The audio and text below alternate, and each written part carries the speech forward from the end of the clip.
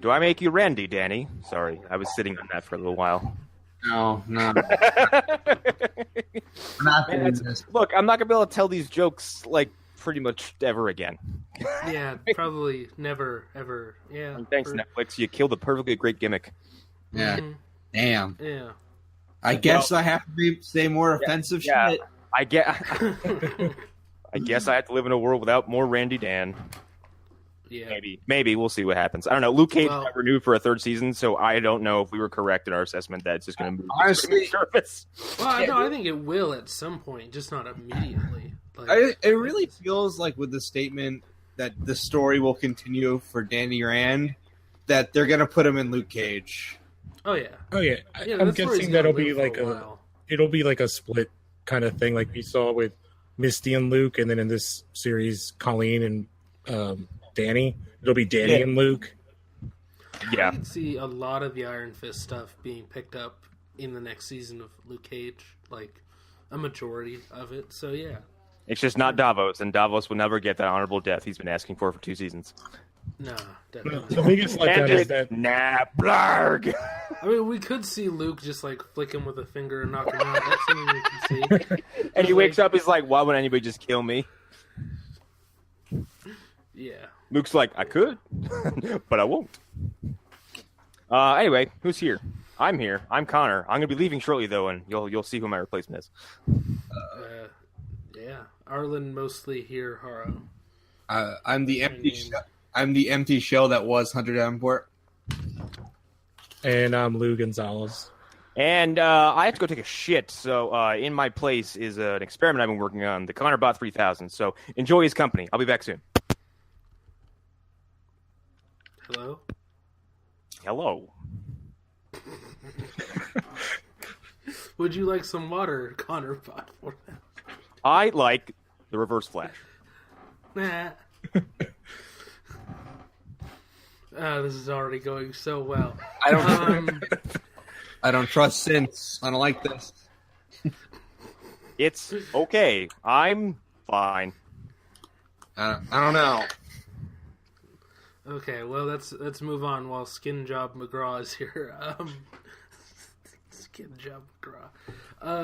That's a reference to Blade Runner 2049 for those who have not seen it. I like films.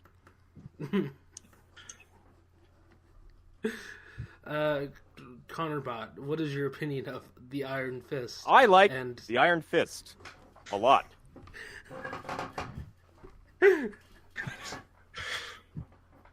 Okay. Okay, everybody, including ConnorBot 4000.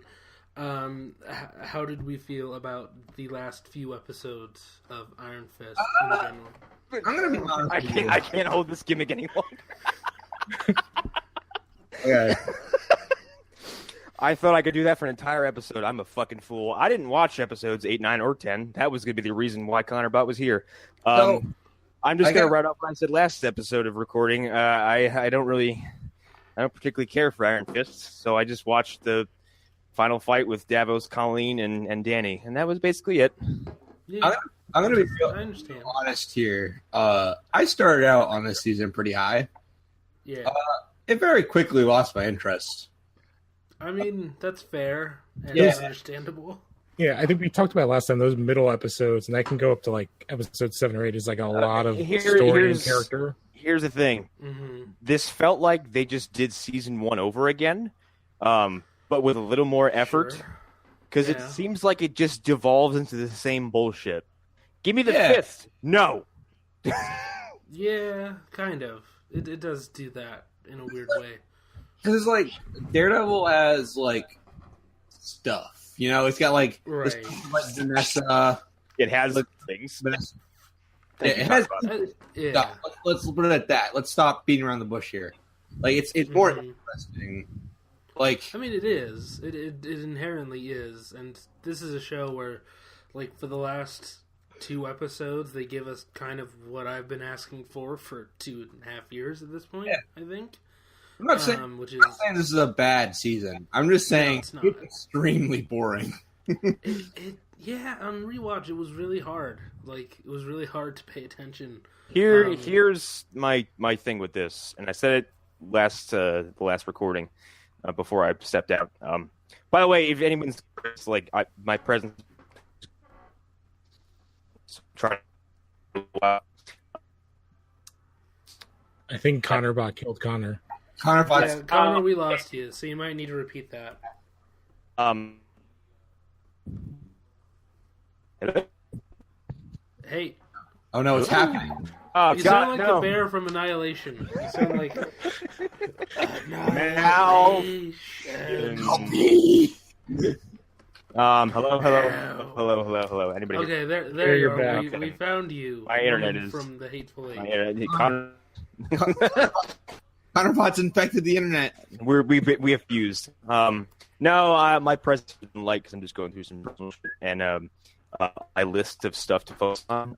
Iron Fist season 2 was not one of them, and I tried to sit down and kind of burn my way through it, and it has not held my interest at all. And sitting there watching a TV show I'm not interested in is just not a good thing for my mental health right now. No, yeah, I get that. I just can't do it. And I also found it's as interesting as Luke Cage or the past 2 seasons of Daredevil to be. And in addition to that, the season 1 damage was done. I don't think people gave a shit. And there's too much work to be done to fix this show to do in 1 season. I mean, I think they did it, though. This is why I wanted you to watch at least episode 10, because you kind of get Colleen as the Iron Fist. Yeah, that was a very satisfying fight to watch, but, like, I feel like the season started okay, and it gave me some entertaining little bits here and there, but all together, meh. See, and honestly, I'm surprised it was canceled, because I didn't really see that coming, but at the same time, I can understand why. Yeah. I'm not as surprised still. Like, yeah, I saw this coming a little bit. What bothers me, though, is when people are cheering that this show is canceled, because it's like, this isn't a bad season. I don't know why people get the idea that, like, Iron Fist Season 2 was bad. And they didn't watch it, that's why. Yeah. They just assumed it was Season 1 completely, all over again. But no, it makes some improvements. Also, it probably could have been better. You should not cheer the end of any show unless it's Gotham. And that's coming. And trust me, when Season 5 wraps, this podcast is going to have a celebration episode. Oh, fuck. Probably. Yeah. House. I don't know. I'll celebrate when TWD is over, because it should be done with already. But yeah, that's me. Oh, no, that show is going to limp on until people finally get tired of Norman Reedus. That's when that show is going to finally end. Or they discover they can just watch Blade 2 over and over again, which I'm or okay play with that. the upcoming video game Death Stranding, coming out seemingly never. It's coming out for this gen, Hunter. Stop being a pessimist. I don't know, man. Comes out on PS6. Look. Now, here's the thing. Kingdom Hearts 3 is never coming out, and neither is Final Fantasy 7. So, yeah. Well, technically, Final Fantasy 7 already came out, 2 decades ago. That remake is never going to fucking happen. Because the last I heard, they were still working on the opening sequence because, Tetsuya Nomura is the, Well, I don't remember his fucking name. He's a director in that, and apparently he's a shit-ass director, so. No, here's the thing. I'm not going to turn this into a video game minute for a second, but... No, that's fine. We already stated we don't care if this... Yeah. This might as well be an After Dark. Yeah.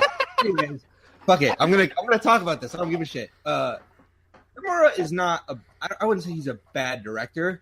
I think Square Enix just has this really weird habit of announcing things too early. Because that game should have been in production 3 years ago. That game should have been in production when they showed a tech demo, and the whole world was like, "Oh, so you're remaking Final Fantasy 7?" They're like, "No." Also, guess what, Connor? Nomura didn't know he was directing it to that day it was announced. Oh, well, that's wonderful. Good job, Square Enix. Yeah. So you wait, hold on. They surprised their guy who didn't start in the business as a director, who started as a character designer, who has now written the most convoluted, overcomplicated, and yes, it is. These are facts. Don't fucking argue with me, people on social media. They're fucking stupid. Don't The games, I'm sorry, that is a dumb game series that just gets dumber, and you all defend it because you've been waiting for 3 for so fucking long. You don't have a choice at this point. You can't. There's no one on the planet who can explain Kingdom Hearts to me in less than a paragraph. There's a really great Google Doc I can show you. But like, please no. There's like, okay, so like, I get it. Like, he was surprised onto the project, and he didn't really start it till now. So like, what the fuck was the point of even showing it to us? Like, it's not even going to look like that when it comes out at all. Wasn't the point that they were like close to bankruptcy and they needed some cash? No, actually, I don't think that's true at all. Because I think Square Enix is doing fine. But this is like Hitman was like a massive success and like all that shit. Like they had. Well, that was like, I think it was like in between the like a couple of games. So I thought that's why they were like not in a good spot financially. Which is why they keep coming out with like Kingdom Hearts 2.8. No, that's just because they're idiots. Well, more like Square Enix is just a company who is very much like Warner Brothers in a lot of ways. They keep getting in their own way? Yeah. Interesting. As a person who isn't a video game person on here, it seems to me, just as an outsider, that Japanese game companies are having a way harder time than everybody else. That's because, Nintendo. From what I understand, the Japanese game developers are very set in their ways, and don't want to. They don't. And this is a broad assessment. I could be a little off. They don't seem to want to follow trends as fast as they need to. Well, there's definitely a cultural thing in all this stuff where they don't get American culture and like how consuming anything works. Like over here. A lot of that is PS2 last generation was still a standard system there, right? That's the why the Xbox sold like death over there. So I mean, no one buys Xbox in Japan. Yeah, no one buys the Xbox. Yeah. So like it's a world where everybody has a Sony system and they have multiple Sony systems. Some of them older generations that they're still playing. Yeah, and Nintendo. And they're still developing games. Yeah, Nintendo and Sony are still, they're the top two. A lot of Japanese game development problems are due to like office culture as well, because like look at fucking Konami. Yep. Oh, right. Yeah, you also can't run fucking Yakuza like death camp. Like, well, one of the things is it goes back to, like you said, the culture thing, that you can't. It's like disrespectful to tell someone that's above you that they're wrong. Right. That is a ingrained thing in Japanese culture, to the point where if you study like World War II history, like people would they would drive like ships and sink them because you couldn't tell them they're wrong. And like that's why there's a ton of plane crashes in like there's more plane crashes I think in like a couple of Asian countries than like anywhere else, because it's disrespectful for the co-pilot to tell the pilot that they're wrong. Mm-hmm. Look at you, White.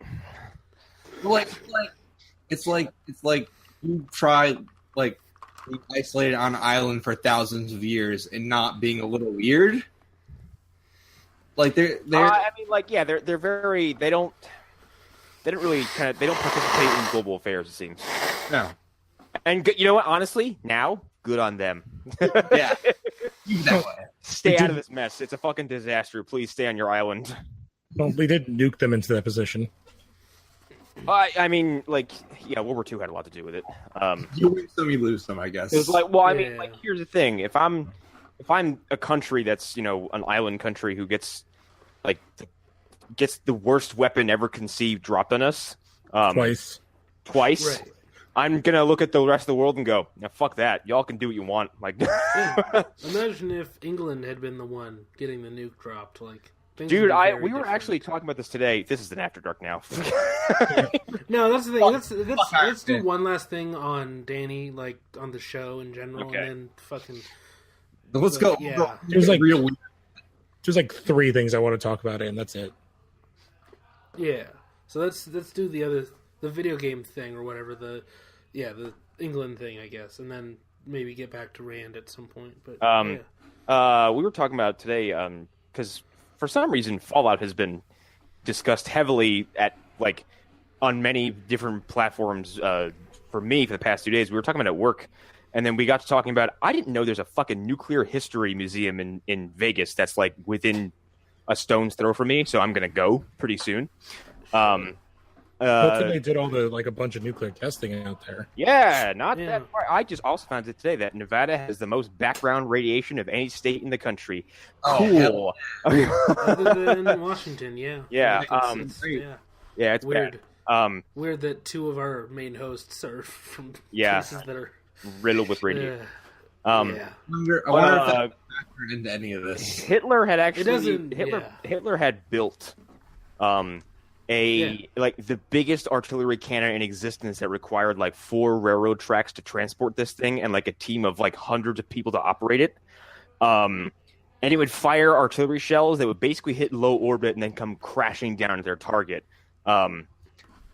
If that happened to England, I'm sure they might have said nah, fuck this. We're not participating in anything else ever again. No. You dropped a fucking asteroid on us. Having an empire or whatever. England did get really jacked up in World War II. England did get jacked up, but and this cannon could have reached London if it was operational, but it was the manpower to move it and operate it was too ridiculous, and now it's just sitting there rusting.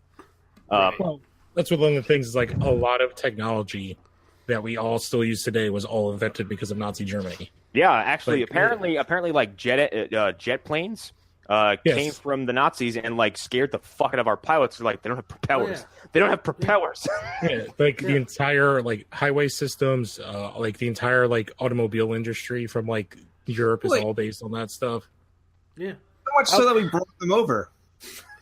Yeah, If this is the first time you're hearing about this, go look into Operation Paperclip. Yeah, I was gonna say NASA exists because of Werner Braun von could have been tried at the what do you call it? What were the trials? Nuremberg trials. Yeah. They said. Yeah. Didn't we get it wasn't there some kind of? Oh, it's Fago. The only reason we have Fago. Wait, what? It's either Fago or Fanta. Fanta. Yeah, okay, it's Fanta. It was their version of Coke before. Yeah, the only reason we have Fanta is because Coke couldn't there was some kind of issue where they couldn't sell Coca-Cola to the Nazis. I'm sorry. Or there was something like that. Do you want to hear? There's another crazy part of that. But the idea of Fago being a Nazi invention is really funny to me. It's Fanta. What's funny is the whole Coke thing. So I don't know if you guys ever know or boxing history, but Joe Louis, the American, fought was it Max Schelling, who was the representative for Nazi Germany at the time, and they made Schmeling after the fight the head of Coca-Cola in Germany. And he ended up having to give money to Joe Louis later on because he became rich, and then the United States government went after Joe Louis for tax evasion, and he was broke and had to do pro wrestling when he was Joe Louis did pro wrestling? Yeah, when he was in his 60s or 70s. Shut the fuck up. I gotta look that up. He was in his 70s? What? That's not unheard of. Ric Flair. Because he was... Dude, if there was no medical background checks right now in WWE, nobody monitoring that shit, Ric Flair would be taking bumps and bleeding from the forehead every Tuesday, okay? He owed the U.S. government close to $1 million in the 50s or 60s. And that was a time period where you could make a living being an old man in wrestling. Because I think fucking Gypsy Joe was still taking bumps and ass beatings from New Jack at 85 years old. Fucking Terry Funk is still Terry. Well, okay, that's unfair because Terry Funk was born 40. Okay. Yeah. He came out of the womb as a full-grown man. And he pile drove the fucking doctor. And then he said, "Your mother's a whore." I really love Terry Funk, but he's gonna die in the ring. Terry Funk is never going to die. That's the problem. But anyway, did you all watch the Iron Fist? Yes. Yeah, I did. Thank you, Connor. Okay, let's just talk about Colleen because. I watched this. Hey, this is cool. She fucking kicked Davo's ass, and that was awesome. Yeah, she did. I don't know. I don't see it because I didn't keep up. She fucking Vulcan mind melted him or something. That's part of it was part of the technique to steal the fist back. Right. Okay. Because, so what happened is that Davos woke up halfway through her stealing his essence, his chi, the chi of the dragon. Yeah. Mm-hmm. So halfway through, he woke up and he was like, "Fuck this," and then he fucking slammed the floor and shit, and that was a big old fight. That's pretty crazy. Yeah, he should have. He should have been like, "Fuck you." He already calls her a whore or whatever, but yeah. No, it was like that, and then so there's a whole episode of two people having the fist and fighting each other, which was really cool. And I did like that the fists were different colors. Yeah. Well, because he became the Steel Serpent and she was the Iron Fist. Is that how it worked? Like, yes, but there was also like a big tease afterwards. So in the episode before that, she has like some box or whatever that her mother gave her that somebody dropped off at the rec center, and she's like, "I don't know why this is here." Yeah, I remember and she that. tells Danny the story, and that story is a direct pull from the Brubaker comic of one of the Iron Fists in the past, which they show at the end of this the last episode.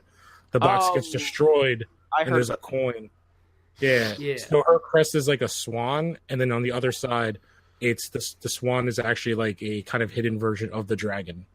Yeah. Okay. And her ancestor was it's like the pirate queen of like Namba Bay or something.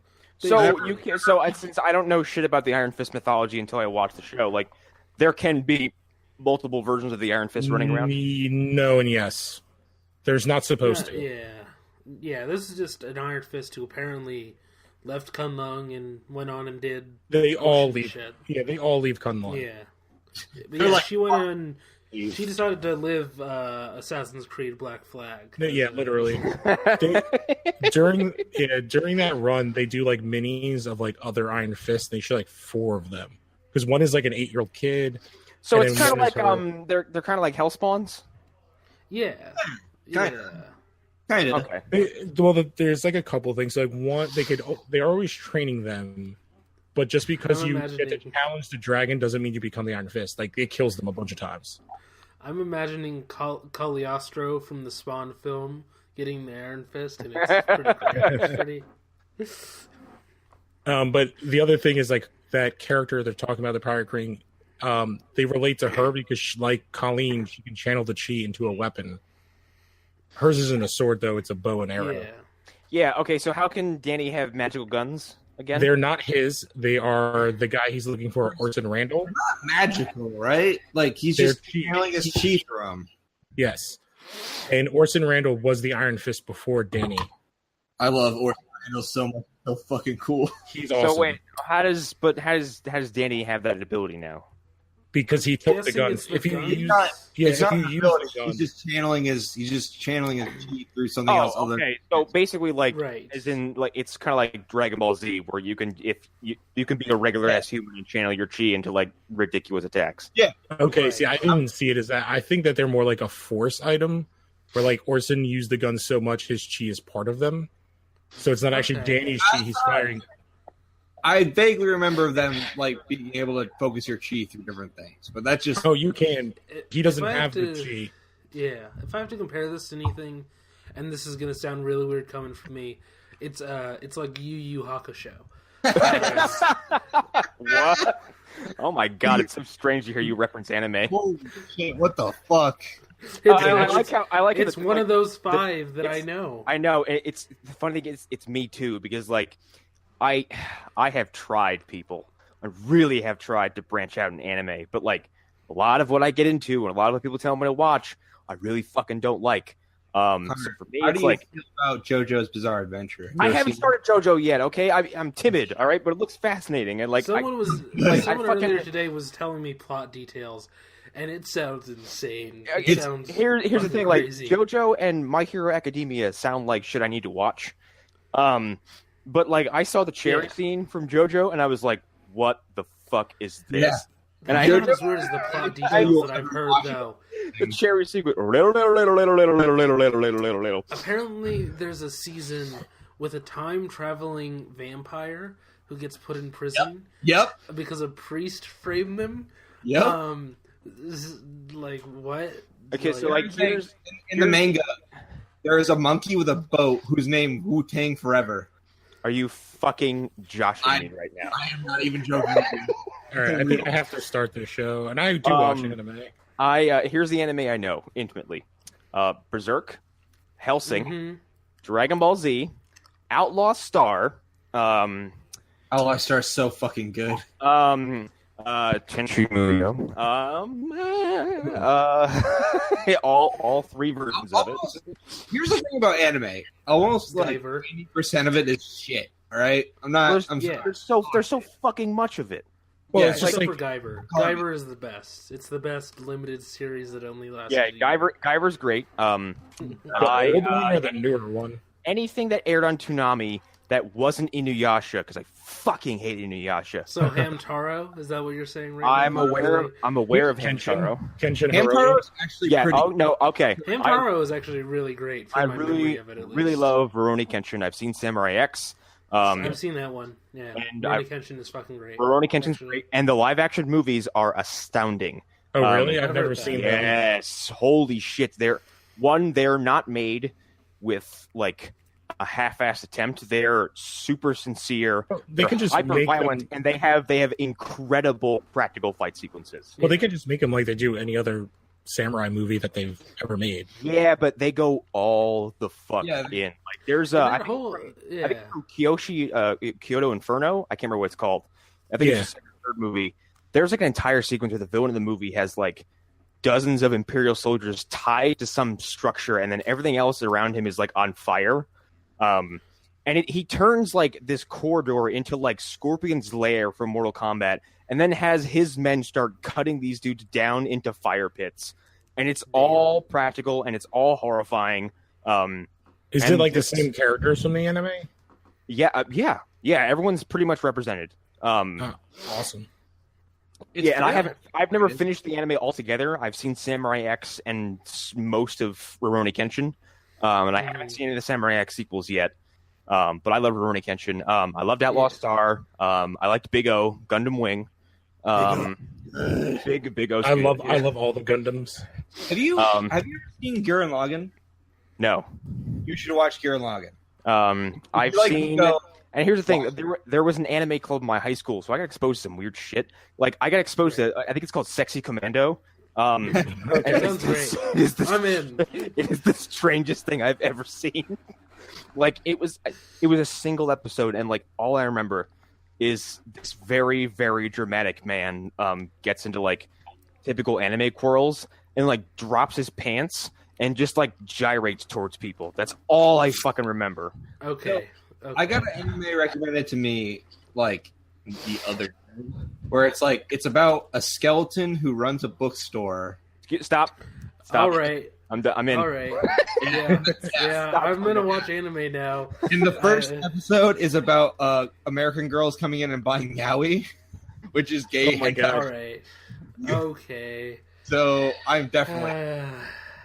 All right. We can spiral back into Iron Fist for a few more minutes. Well, no. Let's go back to Yu Yu Hakusho though as an example, because in that show, like somebody channels their chi into like a hat or whatever or something like that, or something. What if one of the characters channels chi into like a shoe or something? No, I can tell you what.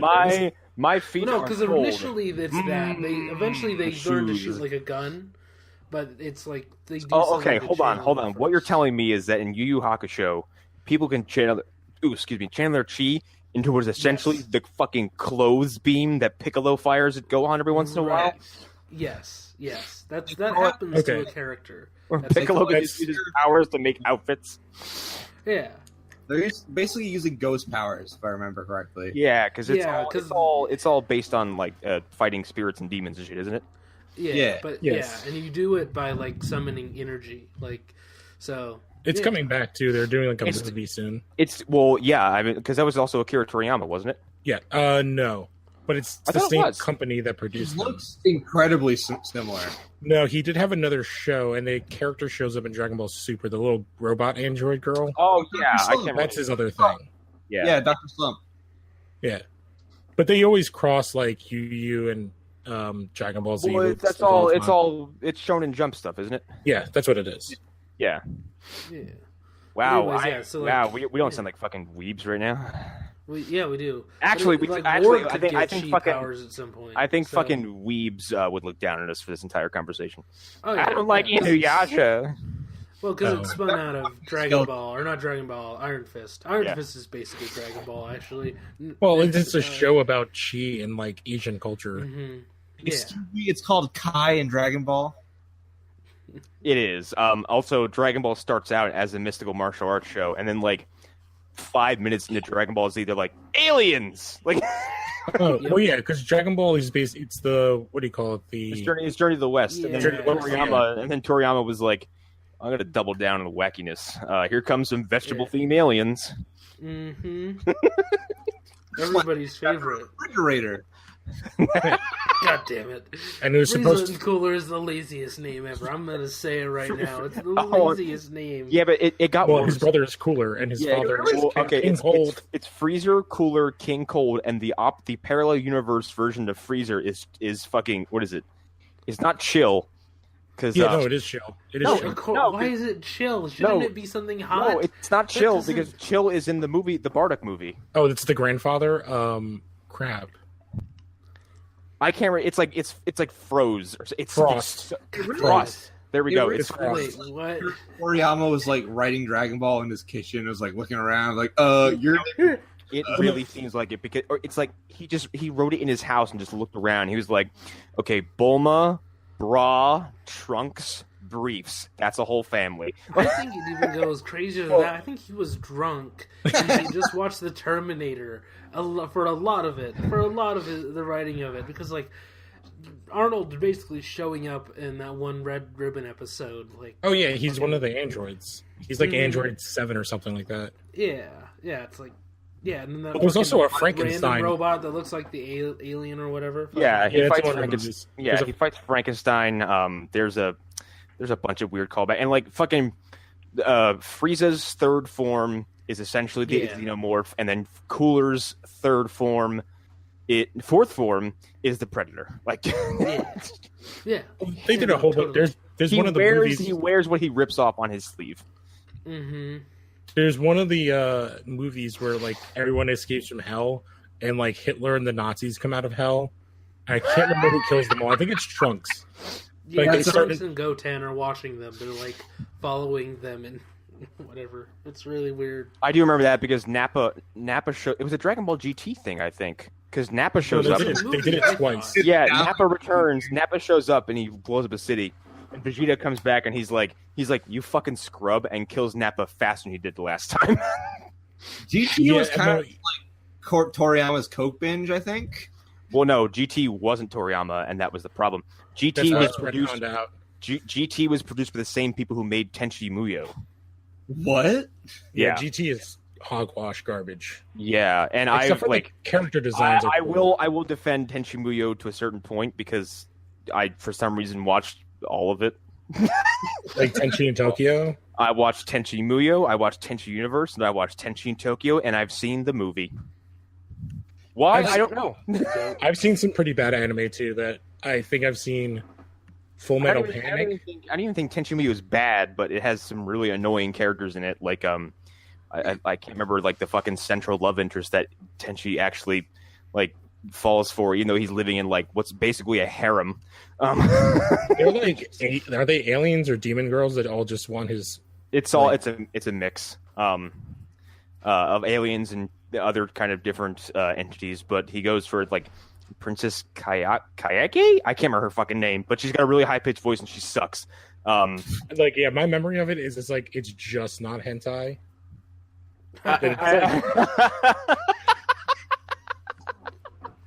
It's just barely on the line. It's just like it's like the Cinemax version of hentai.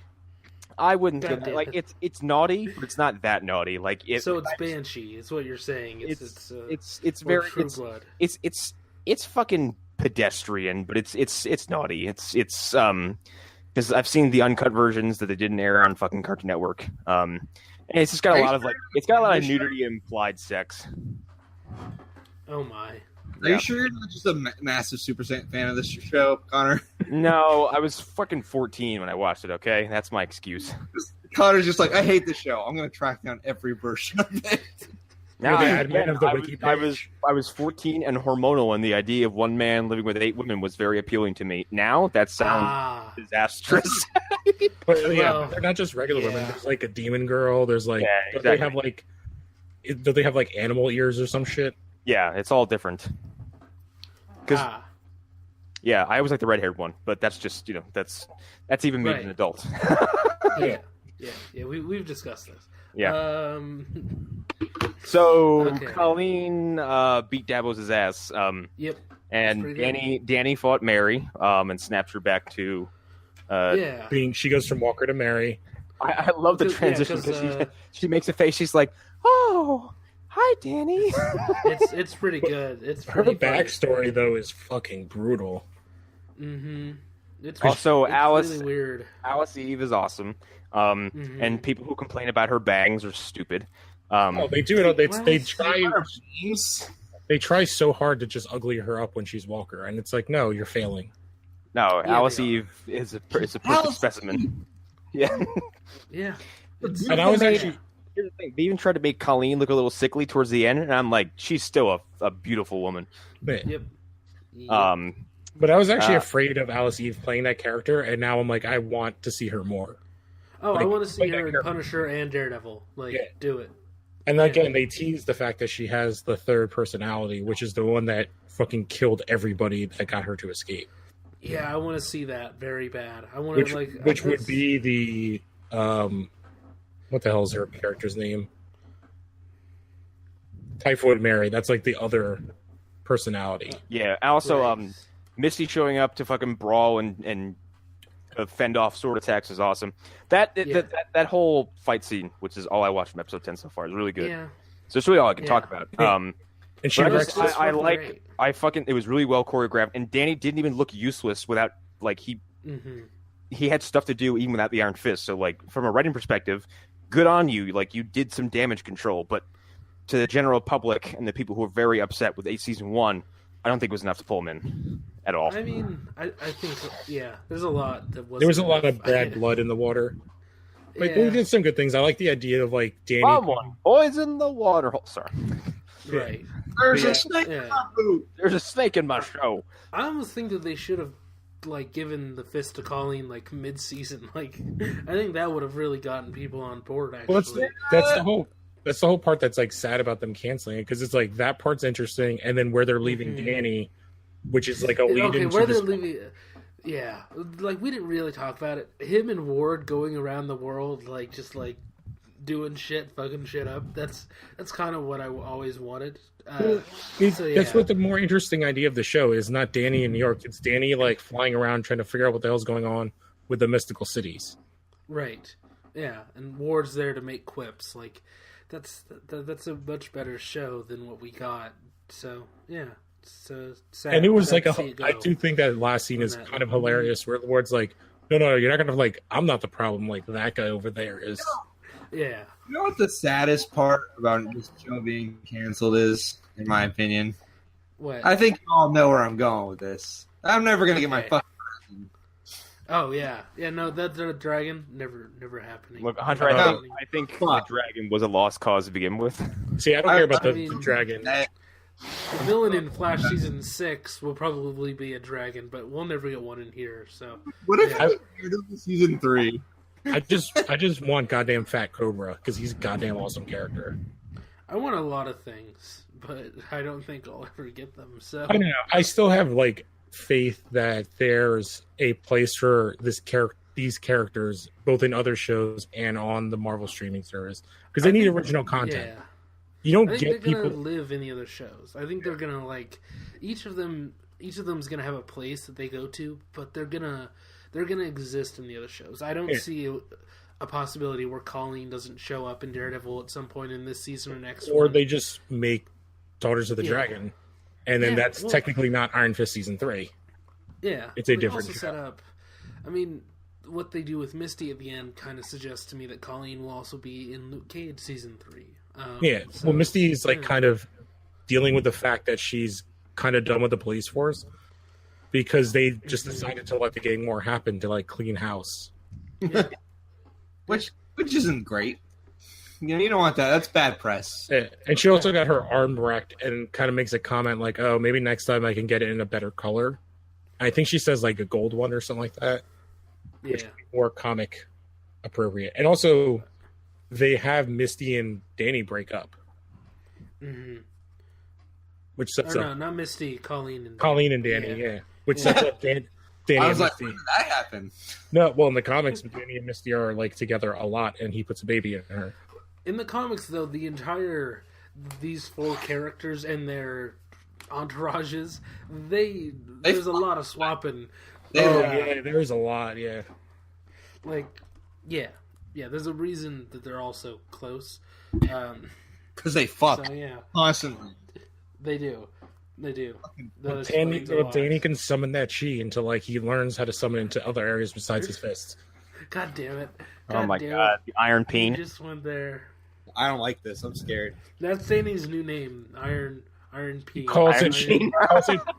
Joe Wild the Undying. That gives way new meaning to the fucking phrase Randy Dan. Yeah. He calls his peen Shaolin the Undying. He's like, "You want to see my dragon?" Okay, what was the other? There was something else that this season sort of sets up that I really wanted to talk about, but I do not fucking remember for the life of me. Well, the whole Orson Randall stuff sets up the other immortal cities even more than they had in season 1, which is the most interesting aspect of Iron Fist. I think they're gonna get into like all kinds of other weird weapons and like stuff like that, like people who have fucking energy. I don't know, nunchucks or whatever, like all kinds of weird shit. I think that's, if they do Iron Fist stuff in other shows, that's where they're gonna go with it. Oh yeah, because the idea is that like all the city's weapons have kind of roamed around the Earth for forever, and they've crossed paths with other people. Because the one guy, I can't remember, something orphan can turn into like a green cloud of mist and just reappear and just fucking wreck people. Yeah, it's pretty sick. Yeah, the Brubaker run I recommend to anybody. The Immortal Iron Fist run, it's awesome, and it's like the best anybody's ever dealt with Danny and the Iron Fist and all that stuff. I mean, the arc where he was president of China was pretty funny too. Oh yeah, well, I think this was right before, like during the beginning parts of Civil War. Yeah, maybe this was like right after Civil War. Because I do have like a trade of that where Danny fights another Iron Fist, like the first one or something like that. That's the very end of the run. Yeah, I have that one. Yeah, because they discover there's another city. Yeah, and he finds the original Iron Fist. Shit. Anyway, this show's boring. Yeah, let's do some more other random shit. Yeah. But what other shit can we talk about? Horror movies, I guess. That's what we don't. I mean, we do have some news that we were going to save, but I don't mind talking about some of it now. Like, I think now is probably a good chance to talk about like some of the Comic-Con stuff. Well, I wouldn't say Comic-Con stuff, but like the Spider-Man suits, like because those aren't. Oh yeah, I was thinking about that. But the fucking. So I saw them. No. Yeah. Here's the thing: like the noir suit, I thought was a big deal, but now the Superior Spider-Man suit showing up is an even bigger deal because. Well, the noir suit. Not that I'm saying they're going with the fucking Doc Ock thing. No, they're not. That's a It's just a black suit, right? It's a black and red suit, but it has a very particular design to it. Right. Yeah, it has like a small white spider. But I think the noir suit got shown to not actually be the noir suit. It's noir inspired. Yeah, it's like an Agent of S.H.I.E.L.D. suit. It's like a stealth. It's just not. It's a stealth suit. Yeah, he's just not that character, but it definitely is. Because it's definitely a tie-in. That's a different universe where Vulture's a fucking vampire. Like, yeah, but I believe like people look at it. There's like a shield symbol on him, and Nick Fury is in the movie as well. He's been seen on set. Oh, no, well, that's my prediction is that like Tony's fucking eating it in Avengers 4. And I think Peter's probably going to willfully try to live up to take that spot. Probably. And I think Nick Fury's going to be like, well, let's see what you can do, and probably sends him on some kind of mission to maybe track down Mysterio. Or Tony's the head of S.H.I.E.L.D.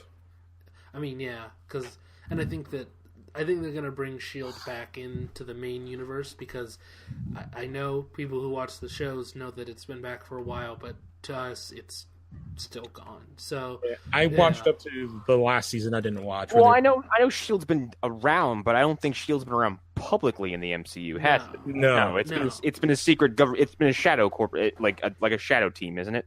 Yeah, shadow thing kind of. Because I would imagine trying to just I would imagine trying to just shove Shield back into the public eye after the Hydra stuff would be a big embarrassment. So I imagine that would have to be like. And here's the thing, like after Captain Marvel, like fucking put Coulson back in these movies. He is great in the show, and he did some cool things in the show when I watched because they took off he got his hand cut off at one point. Yeah, and they replaced it with a robot hand, and he was using like a Taskmaster style, like hollow shield. Yeah, I also saw him become the Ghost Rider for a few minutes, and that was fucking. It was like it was for 5 seconds, but it was awesome. The Ghost Rider on that show was awesome, and they had 2 of them. Yeah. They had Johnny Blaze totally shows up off camera.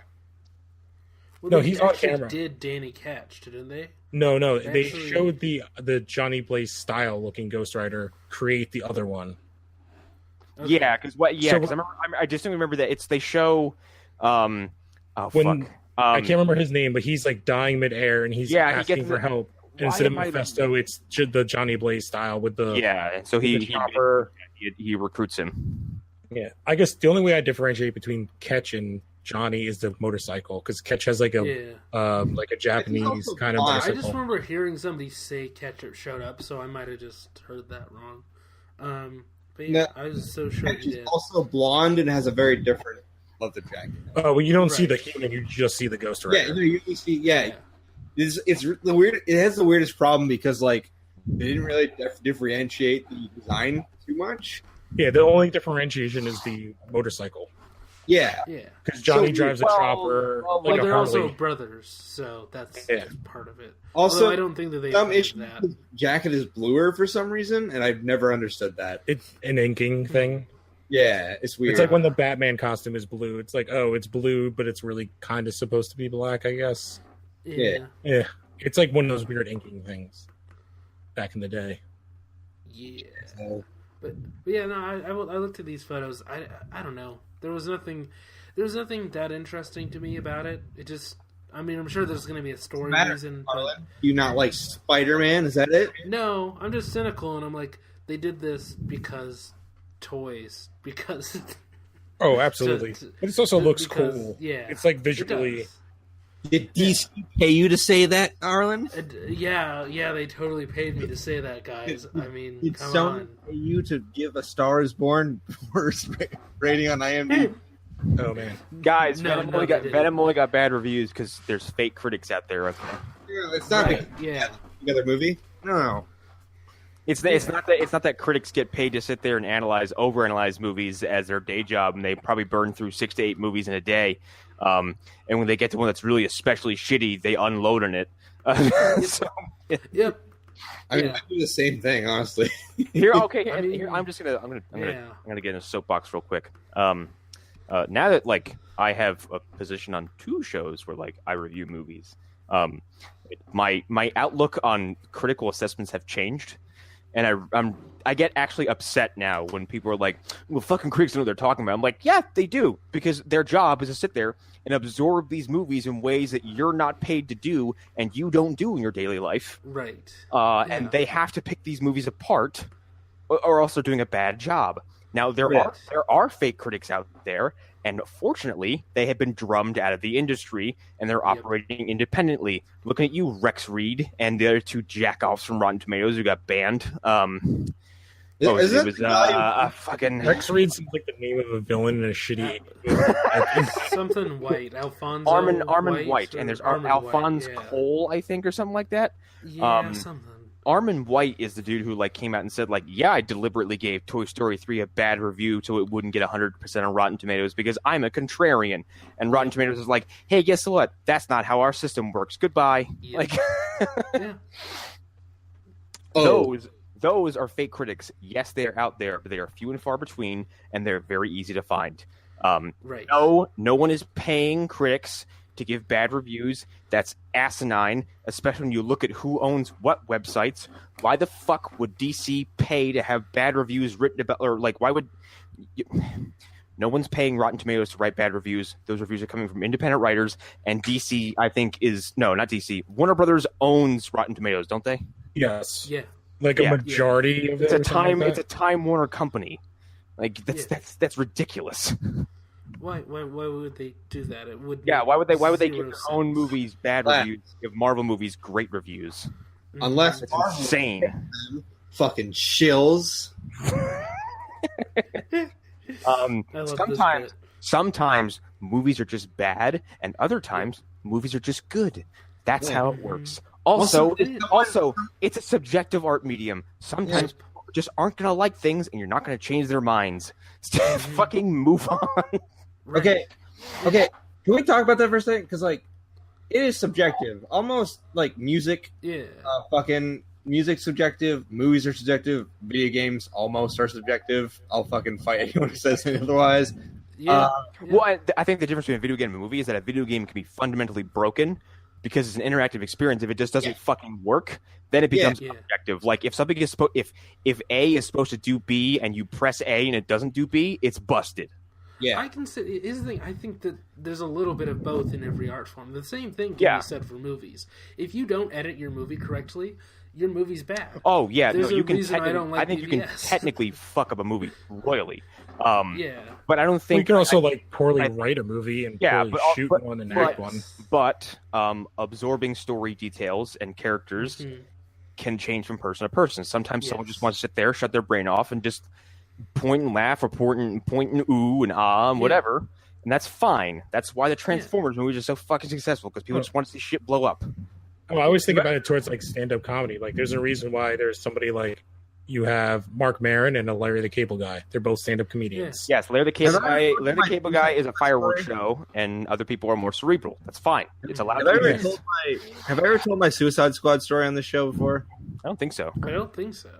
Okay, so I have this thing in movies where dads and their children, that gets to me for some reason. Like, I don't know, maybe it's some fucking deep rooted thing with my dad, but the scene in Suicide Squad where he's just like, I gotta get back to my daughter or whatever. I teared up. Oh no, I here's the thing. I like Suicide Squad whilst totally acknowledging that it's a busted movie. And it's a broken, and it's got film. shit in there that doesn't work. The Joker doesn't exist. Their whole family element is completely manufactured and ill thought out. But I still say everything surrounding Deadshot is almost flawless. Yeah. There are individual plot lines in that movie that work.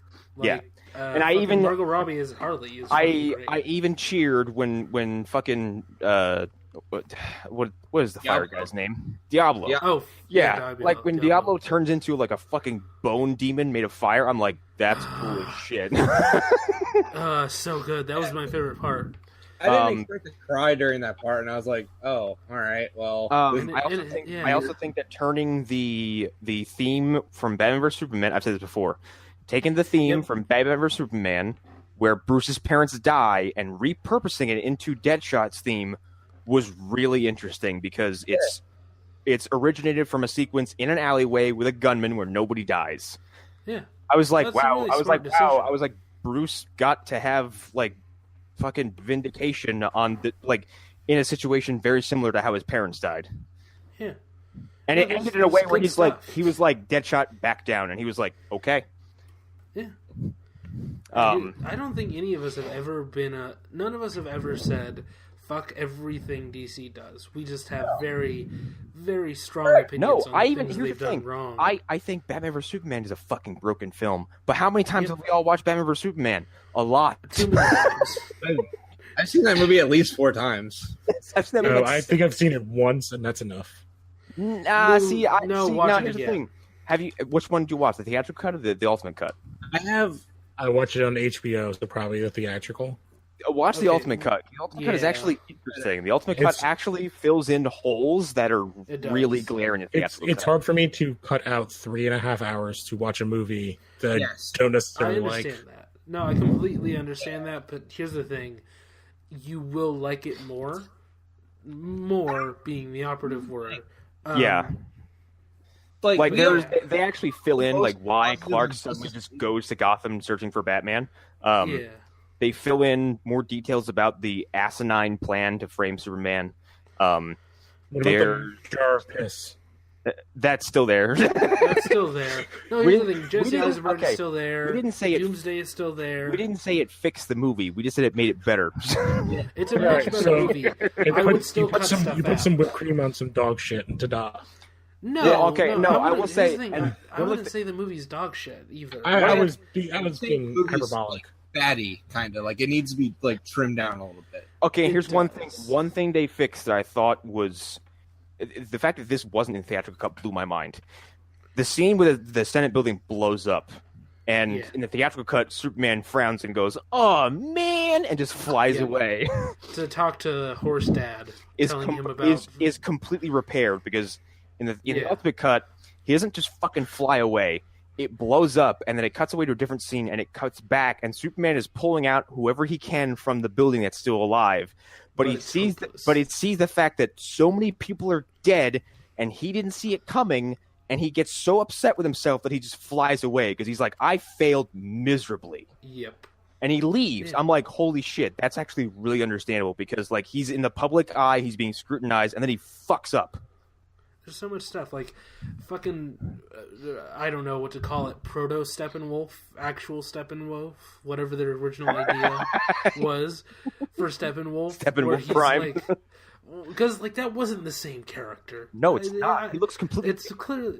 I mean, yeah, you can explain it as, okay, well, it's the same pin technology from Man of Steel, where you're seeing Zod, but even then, the design is so different in shape. It looks like a fucking Minotaur in the Batman Superman thing. Like, he doesn't look like he has a helmet. It looks like that's his face. Yeah, he looks like a Mignola character almost. That's why, like, when I first saw it, I was like, is that supposed to be, like, the Anti-Monitor or something? Like, I don't know what the fuck that was. I thought it was, like, a really, like, strange redesign of some other cosmic character or something. Like, fucking Brother Blood, like, Spacified or something. But, no, it was just Steppenwolf. There's extra cuts. The actual fight between Batman and Superman, and there's extra stuff peppered in between that just kind of makes the entire experience flow a little better. But it is an additional 30 minutes of footage, which is, as we've said in the chat, that's a lot of footage. That's a lot. That's a lot of time. Which is like back to Suicide Squad. If you go back and watch their deleted scenes, a lot of it is Joker stuff. And that stuff not only deserves to stay in the editing room floor, it deserves to be dipped into fucking acid. Yeah, it is trash can that's fired into space. It is abysmal. Any version of that movie is just like too much. Like I will say that David Ayer had he explained like a little bit about why the Joker's the way he is, and like the idea of like Batman kind of like going a little too far with him and it kind of breaking him is kind of interesting. Yeah. But it's so weird and just off-putting with no context. I still want to see, like, the real director's cut of that movie. Like, I want to see the version that we got from that first Comic-Con trailer or teaser. It was clearly a different film. It was clearly like a war movie with some jokes. And I still say, now that the time has passed, like, I think Justice League is really just the most piss poor effort they've made so far because, like, Suicide Squad, you handed it off to an editing team who didn't know what they were doing, and they essentially created a different film out of what you gave them. Wonder Woman's fine. Batman vs Superman is what it is. Man of Steel is what it is. Justice League is a fucking disaster. It is. Because Justice League has stuff that just contradicts itself because it's got tonal shifts and scenes that don't belong and don't add up. Like that, like what Andy said during our review, where like they're standing together as a team and smiling, like we did it. He said is the most completely unearned thing he's ever seen, and I agree because they don't earn that moment. It's just fucking there. No, it just happens. And Superman doesn't do a goddamn thing in that movie. He shows up and punches Steppenwolf a couple times, and suddenly because a Kryptonian is knocking him around, he's vulnerable. Like, that's the other thing. I don't like the way. I do not like this whole thing where we make Superman so obnoxiously more powerful than everybody else. I hate the scene where they resurrect him and he jobs everybody out, especially Diana, who should be like his team equal as far as raw strength goes, and he punks her out in an embarrassing fashion. Also, why does she know his name, and why does she know where he's from? She's never met him before in her life. Well, she did go to his funeral. She may have met him for 5 seconds. Yeah, she knows enough. She went again. She did go to his funeral. It's like, you're a Kal-El, the last son of Krypton. He's like, how the fuck? Okay, yeah, that part is weird. To get to your point, in the more recent books, whenever Batman has his plans to kill everybody, at some point he goes to like Superman, or Superman goes and was like, "What do you have for Diana?" He's like, "I have you." Like, that's how powerful Wonder Woman is supposed to be, as the daughter of Zeus. Yeah, and then in Justice League, it's a single headbutt, just puts her in the ground. She never gets back up. It's so dumb. Like, and maybe you can. And he shrugs off all of her abilities. The lasso does nothing. She's not even fast enough to hit him with the I'm not sure what that ability is, but the wrist guards. Yeah. I don't know. It's some kind of Zeus blast. It's Zeus blast. Yeah, that's not something. That's something they made up for the movies. I don't know what that is. Zeus blast is something completely different, Connor. We don't want to talk about that. The Zeus blast, that has a different connotation. That'll get you pregnant. That produces demigods. Yep. And like Aquaman is supposed to be able to have a fucking fist fight with Superman, and he just gets knocked to the side. Cyborg is created from mother boxes and should be able to defend Superman, and he smacks him aside. The only one who looks decent against them is Flash, because Flash is faster than Superman. But in the movie, he's only a hair faster, and Flash is tripping over his own fucking feet for 90 minutes. Literally. That was the only one that made sense to me, though. Like, Superman being able to get one over on the Flash, that was the only one that kind of made sense, because he is so that was like one of the best scenes of the movie. It's like, the moment when his fucking eyeball moves was fantastic. Yeah. That is great. Everything surrounding it is shit. Especially when Batman's like, he's a fucking useless goofball who's like, sorry, Clark. Yeah.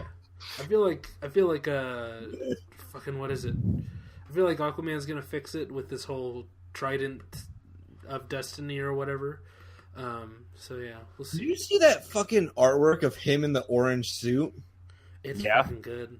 They somehow made that orange suit look fucking awesome. I saw some of the choice today. I was in Target, and they actually had Ocean Master there. And if he looks like that in the movie, I have a little bit more faith in this. This still gives me a bunch of bad vibes. I guess. Here's the thing: it's giving bad vibes probably because like at this point, Warner Bros. Has built up so much like negativity in the people that should be like carrying the flag the hardest, which is like people like me and people like Andy who fucking and Alan. Like, I vastly prefer DC over Marvel. Not that I think Marvel is bad, but their characters I like so much more. I'm the same. It's really hard for me to get into Marvel characters individually because I don't know what it is. I'm going to admit something about myself. I'm going to admit something about myself that may come as a shock. I kind of prefer Marvel sometimes. Same. Well, no fucking shit. But I heard it a long time ago, and I'm sure you've all heard this. Is that Marvel is humans trying to be gods, and DC is gods trying to be human. And I think the DC part is so much more interesting because it creates like Tony Stark. I find hard to like because Tony Stark is a piece of shit sometimes, and and it like Captain America is good most of the time, and then you have stuff like the Ultimates where he's kicking the Hulk in the nuts and telling people the A in his helmet doesn't stand for France. I was just about to bring that up. and he's cucking Hank Pym, like, and he's kind of racist a little bit. He's a little racist. Well, he was from the 1940s. And the Hulk is the Ultimates, and the Hulk is favorite. And the Hulk is climbing buildings and screaming, "Freddie Prinze Jr., I'm going to kill you." And then they tell him like, "Oh yeah, Hulk killed 400 people." Oh. That's terrible. Get him out of the comic. Like, yeah, he also started eating people. Yeah, and like what Marvel Comics are currently doing is like it feels like they keep hitting the panic button and just like spinning a fucking board and just finding someone to kill. Because now I hear they're going to kill off Peter Quill. They are. That's the modern Marvel. So here's the thing. I generally I have no opinion either way. I don't like taking sides. Actually, I really fucking. I don't either, because if something's interesting to me, I'm gonna read it. But I always tend to gravitate towards DC first. Like, my shelf right now is actually predominantly Marvel. For me, it's just like Marvel's what I grew up with. And it's Whoa, who is outside? I don't know. Somebody is. I have no idea. Oh no! What is that sound? Connor bought. He's here. He brought the rest. What is happening? Why is John here? Oh, I mean, like, I kept on getting like I kept on getting Notifications. prompts. Yeah. That's weird. Sorry. I love this so much. Call notifications? You got wow. Okay, we're sorry. We didn't know that it would do that. And so I'm sitting here like on my bus, like I'm in town, and I was like, oh, like I'll just join on in and just listen. I didn't think like it would like. This is fantastic. I love this so much. No, this is the best episode we've ever done. No, it's actually we're actually talking about comic books right now, and we finished up we finished up talking about Iron Fist by saying we really didn't care about it too much, and like it being canceled isn't too surprising. While at the same time being a little tragic because they were setting up some interesting shit. Totally, and I think it's like one of those things where it's just like the show got canceled when like Iron Fist passed on like his powers to like a much better character. Not only like a much better character, but like also like a person of color, someone of a different gender, and it's just like, oh, like this is the time that you decided to like like you didn't cancel the show. You didn't drag it out back and shoot it in the head after Scott Buck fucked up the whole show, but you canceled it after you made some good decisions. But like that also like goes back to like my idea that like a lot of these shows like have about 2 seasons contracts, so it's like, oh, like they ended it after like the second season. That doesn't surprise me. Yeah, but no, I totally agree. But it's super, unfortunate. It's like where they let the end. Yeah, that's the thing. And like I lost interest in it about halfway through, but I watched the fight between Davos, Colleen, Danny, and Typhoid Mary, and so that was cool. But like collectively, I didn't really. I guess it wasn't really for me this time around. But I know a lot of other people liked it, and I liked the direction they were heading. And I don't celebrate the idea of people losing work. So I think this actually sucks, but it's also not totally shocking. I mean, for me, like I was like really excited for the end of the show, and I was like, because when I heard like they canceled basically whatever season 3 of Iron Fist was, I was like, cool. Are you basically going to announce a Colleen Wing?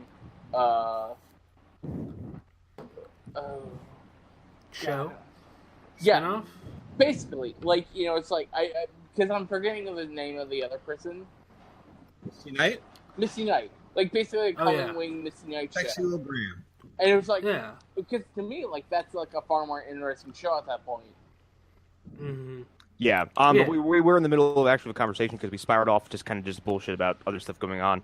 And we were talking about critical reception for certain stuff. We were talking about DC films, and now we're kind of in the middle of a like who's doing what and what you're gravitating towards. And I think we were all pretty much trying to whittle away at what we're all kind of preferring right now as far as reading and viewing right now. So, hey, what's your take on that? What's the point? Oh, go ahead, John. Sorry.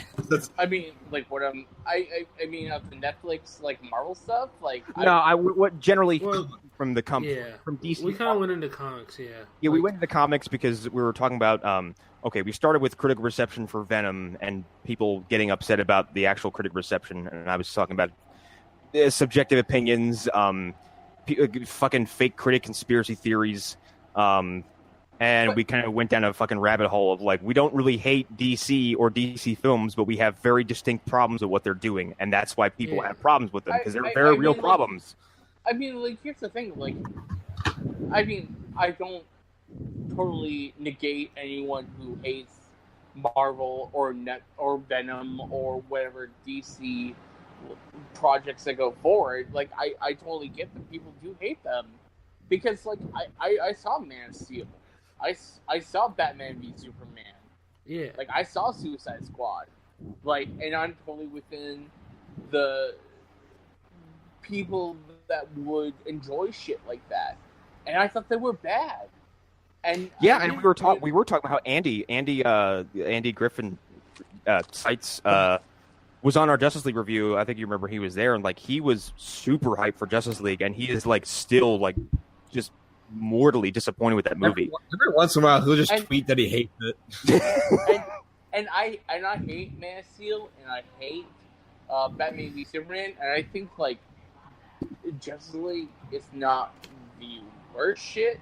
Like, on the hierarchy of Batman v Superman, Man of Steel, Suicide Squad, like, I think it's, like, the fourth build thing. Like, it's not... See, and that's really funny because, like, the whole point of this conversation was subjective opinions and how some people just aren't going to like some things and people have to accept it. Yeah. And I think, like, we just got done saying, like, we don't even hate Suicide Squad, but we can acknowledge the fact that it's a fucking busted movie. Yeah. Totally. It sucks. And I'm not gonna like be the guy that dies on the hill of Justice League because I think Justice League is still like a bad movie. But it is a bad movie. I spent the last week and a half. But there are things about Justice League where I'm just like, oh, like that's a cool moment, or like that's a cool segment, like the segment where Superman resurrects and it's super dumb and super stupid. But there's that moment where, like, Flash... Like, we were just talking about that before. Yeah, we talked about that, yeah. Like, where Flash runs, and Superman, like, looks at him, and Flash, like, looks at him. It's just pants. Like, and he's like, I get what you're doing. Fuck off. And he, like, takes him out, and I'm like, you know what? This movie's dumb.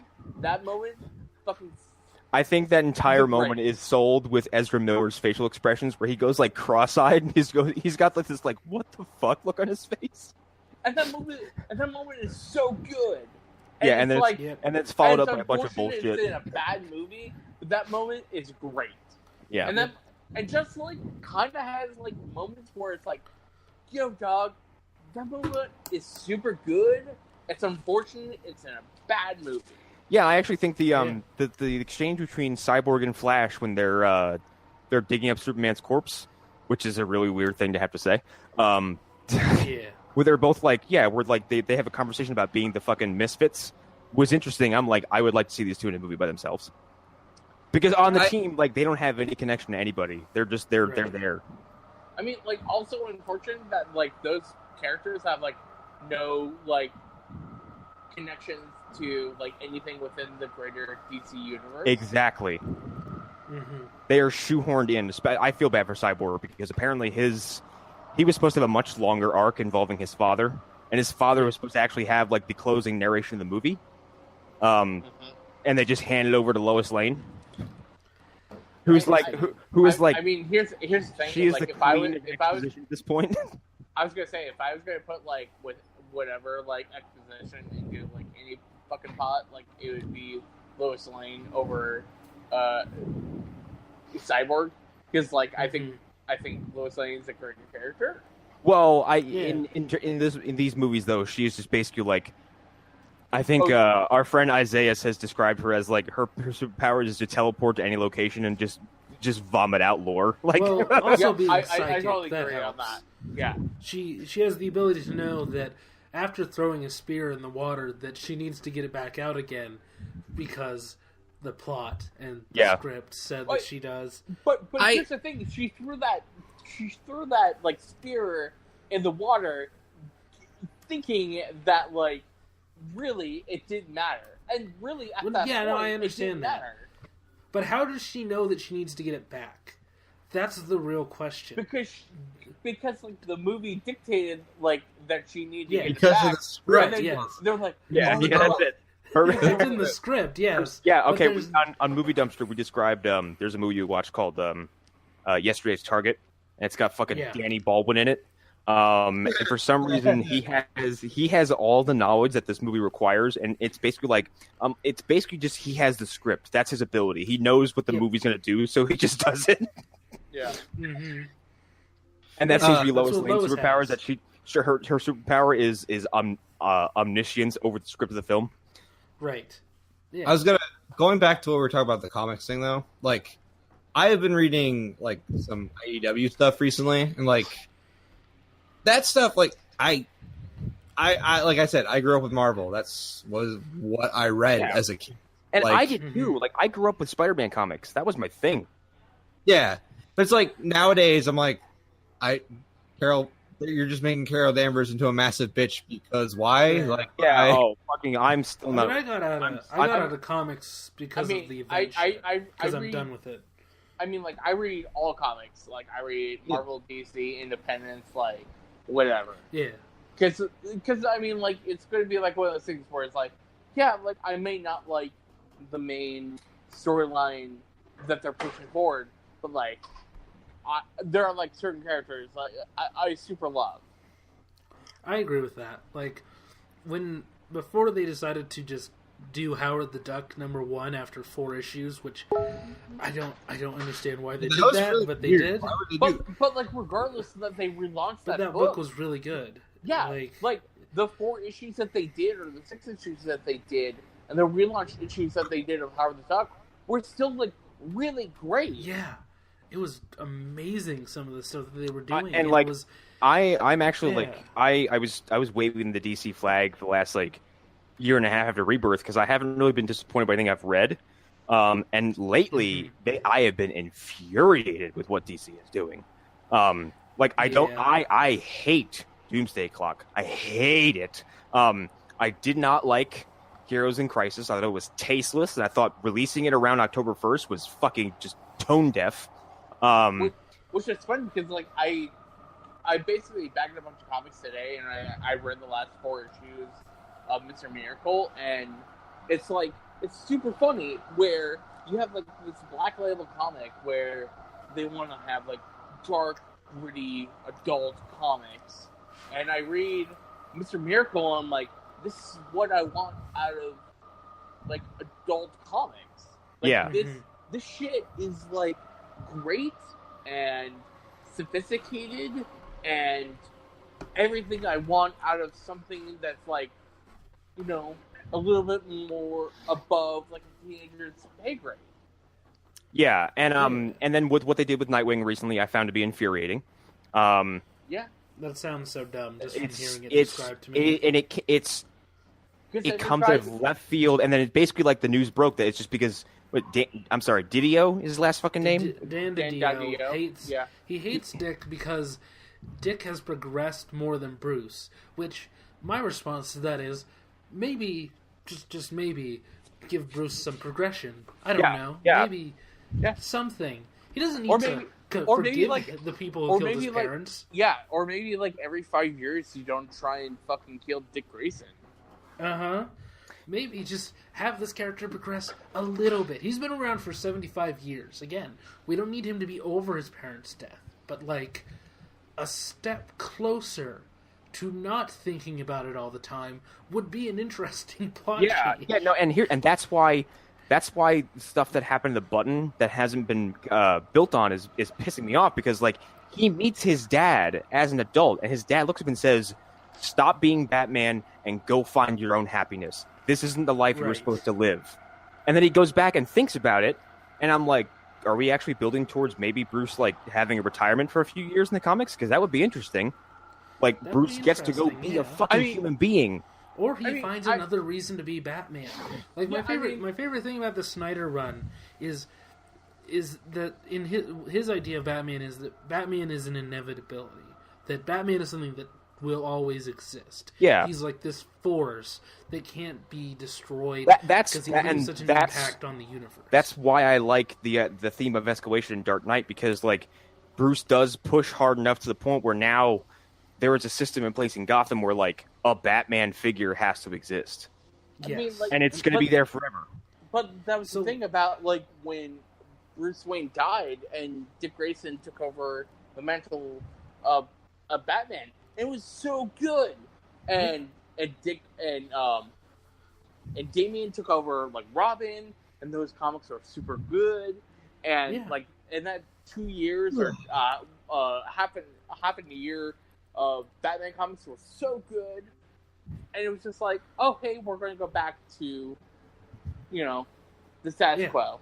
And then now, and now, like with Heroes in Crisis, like you killed Wally West off panel after you just devoted like a good portion of this current Flash run to his return and to his dealing with him being like he's a man out of time who's like, I had a family and I had children and I had a life and it's all gone and I want it back, and then they shot him off screen. I don't believe he's dead. I mean, like it's not permanent. I don't think that's permanent at all, but I think they're going to undo it for New 52 versus. I think the culmination of what was going on in the Flash comics, transitioning over to him just lying in a pool of his own blood full of bullet holes, is just fucking ridiculous. Sure, and I think like that's totally valid, and I think that Wally being dead is not permanent.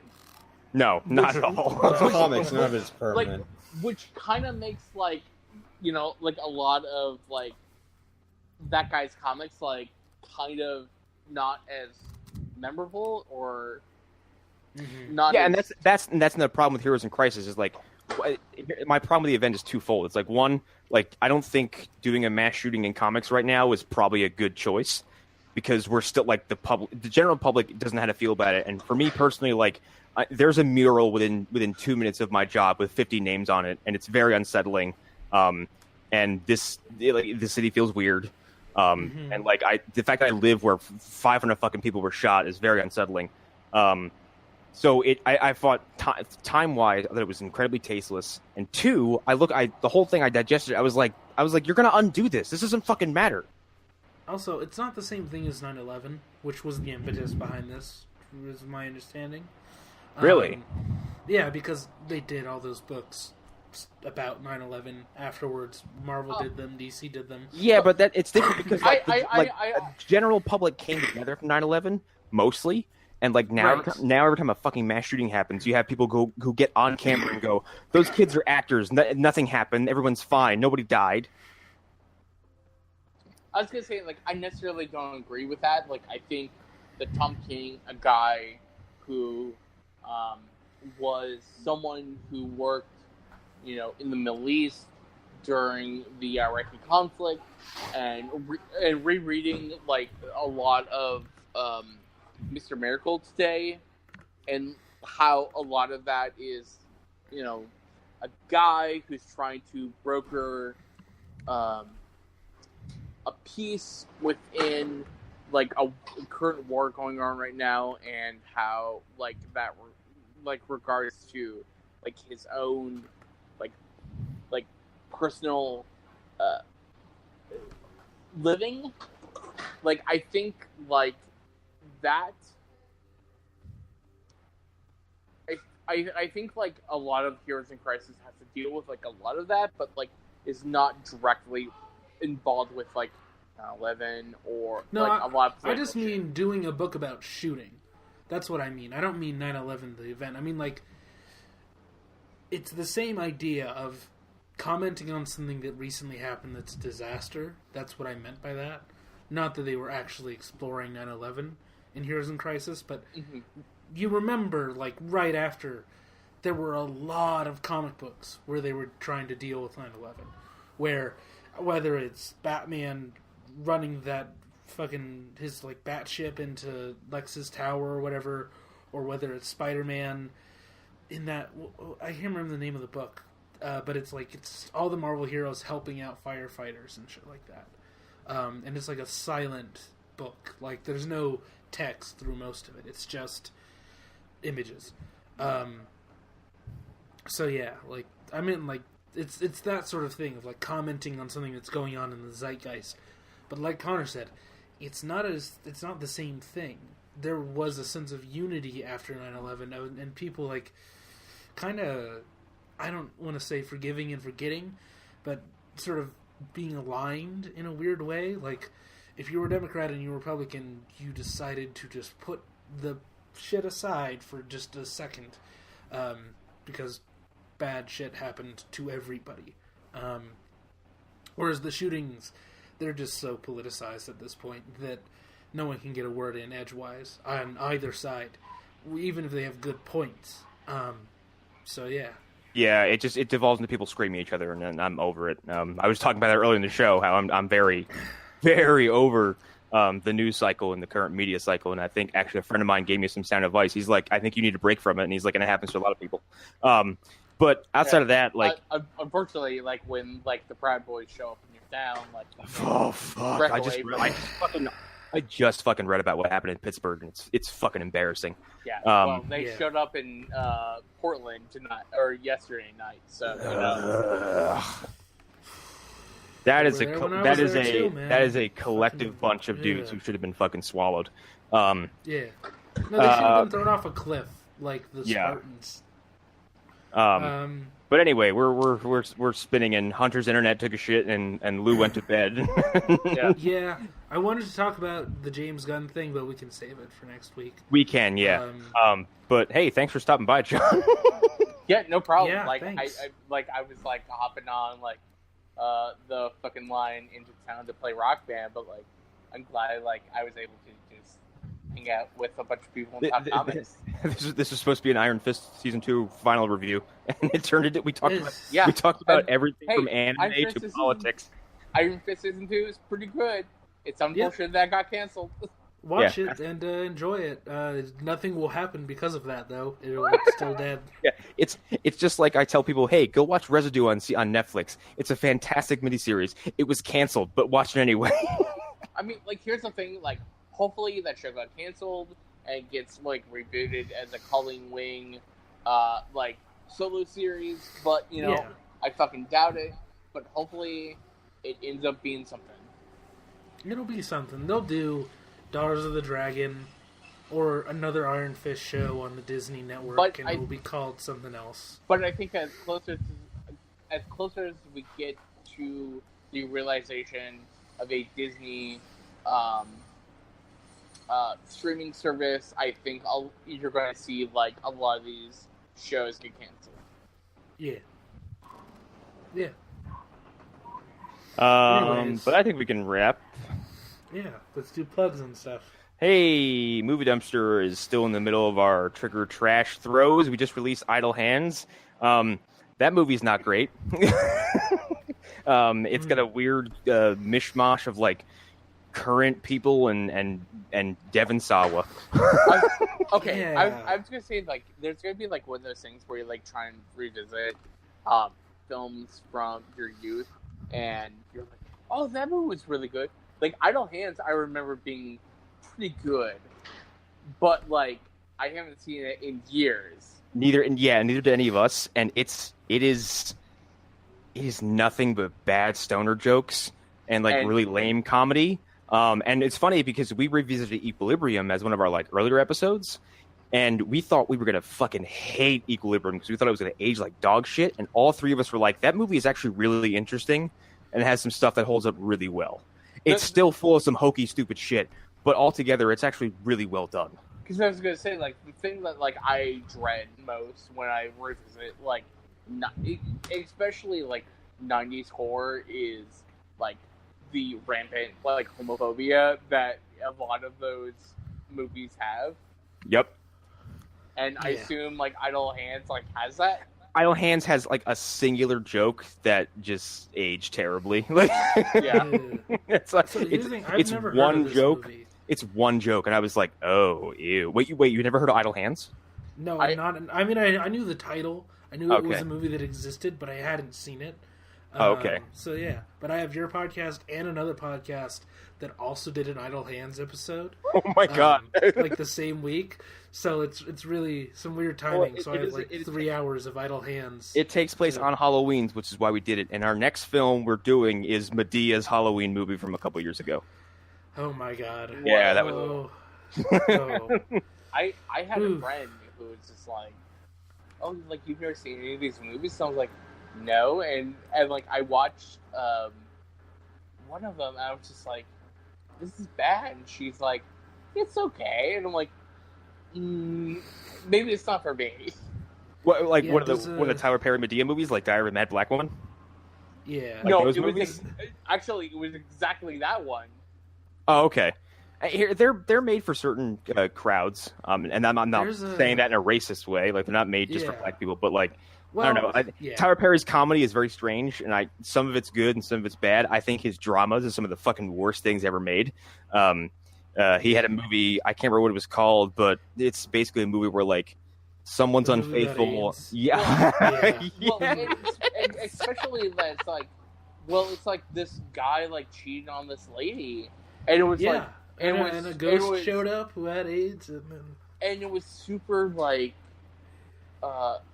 downtrodden on like the lady, like it was just like I can't remember what movie. Female negative, and I was like, I really like. It's a movie that treats. Really weird. There's a movie he made. I can't remember what it's called. I think we're all talking about the same film, but like, some girl cheats on her husband, and the guy she cheats on her with he's HIV positive. He knows he's HIV positive and does it anyway. Yeah, and then like.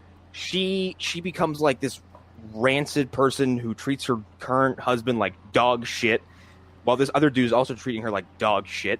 And then the end of the movie is like these two guys have a piss poor fight, and then nobody's happy, and everyone is miserable, and she's gonna die, and that's it. I'm like, this was awful. Yeah, it's a weird like biblical allegory or whatever. Yeah. That's it's misery porn is what it is, but like his comedies are hit and miss. There's a writer who a lot of his early stuff, it's about Tyler Perry. I think his name is Evan Sadoff. Look him up because he wrote a whole book on Medea movies. He's like the Medea movie expert. He's a really fascinating dude.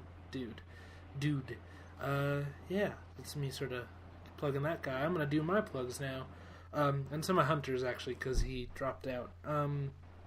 Los Sorrow podcast every week. The episode that was late and went up today is the top 5 horror movies episode. We did my list of top 5, and then the two Erics and their lists.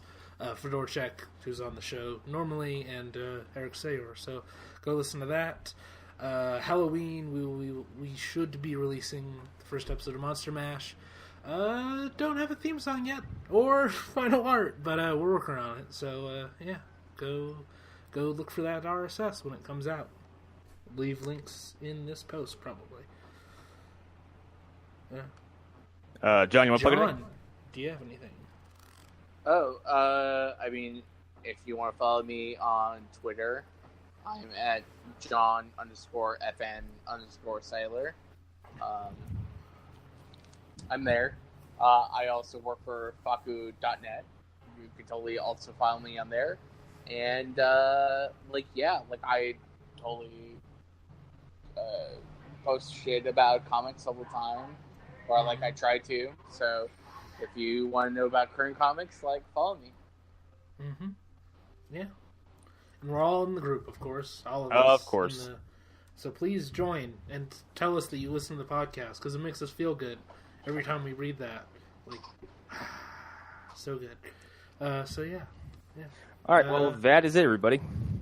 That's the show. Bye. That's our mixed bag episode. Bye, everybody.